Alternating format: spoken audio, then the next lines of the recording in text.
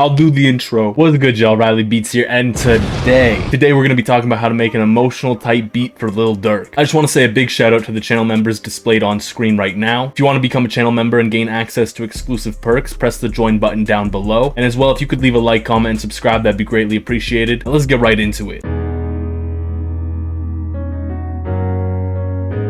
Shut your dumb ass up.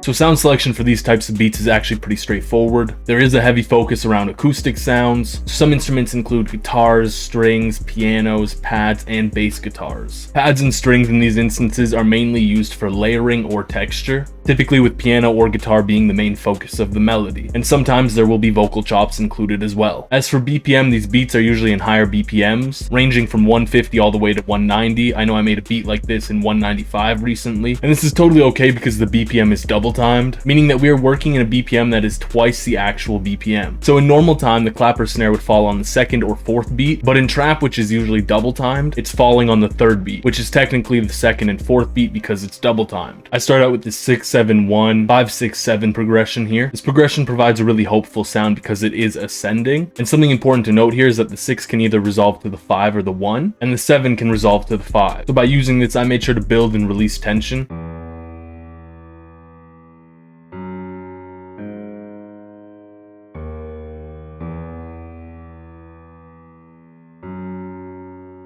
So then from my bass notes, I built some chords. So this first chord is actually a 7th chord, and you'll see that really easily if we bring this E up an octave. And I did the same thing over here with this chord. And aside from that, these chords are just following the bass notes. For these beats, it's really important to have dense chords. So to make my chords more dense without changing the vibe of them too much, I layered some of the chord notes up an octave. And the main reason you'll want your chords to sound more dense is to give your melody a more full sound.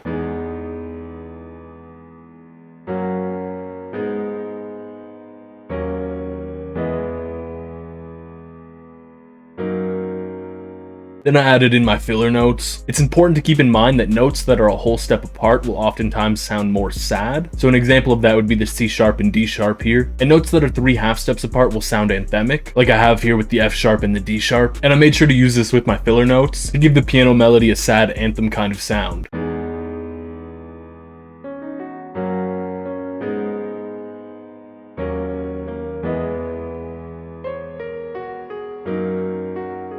Then I added this little top line here, and I kept it really simple and honestly just put down what sounded good to me. I put a grace note here around the D sharp to give it a little flair and draw some attention to it. I also used some contrary motion here.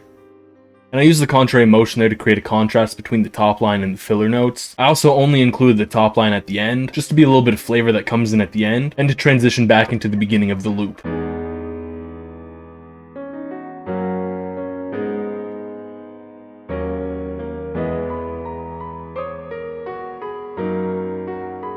So from there, I layered some of the chord notes with a pad. I kept it pretty simple. This is just a texture layer, and I made sure to use a very airy pad, just because I thought that that would add a nice ambience to the beat.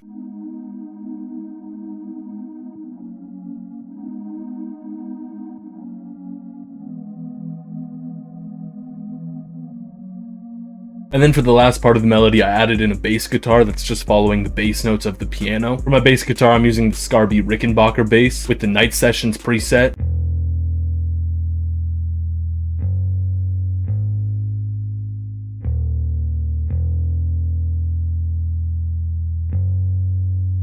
So altogether, here's how the melody sounds.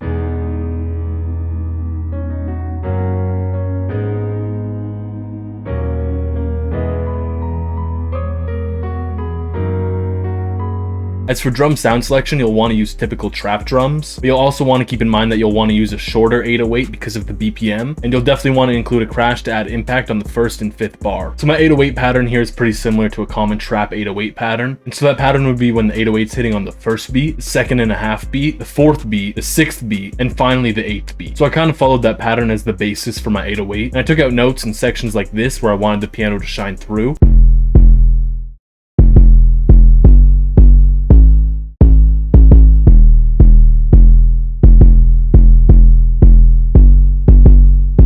Like I mentioned earlier, the clap should be hitting on the 3rd beat.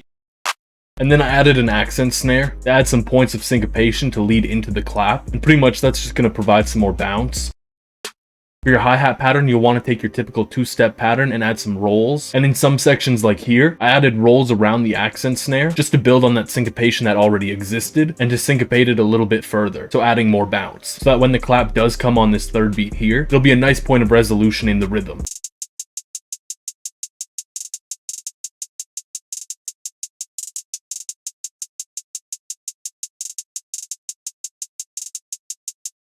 Then I added this open hat to play on some beats when the 808 is hitting. I did this mainly just to add some more impact to the 808. And finally, I added a crash on the 1st and 5th bar, just to add some impact when the drums come in or some section change happens. Here's the drums all together.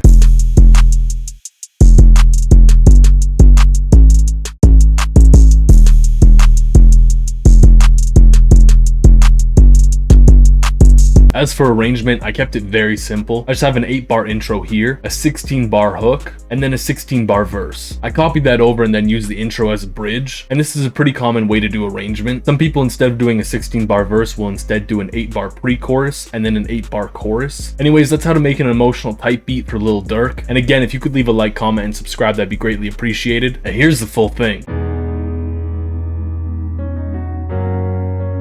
Riley, shut your dumb ass up.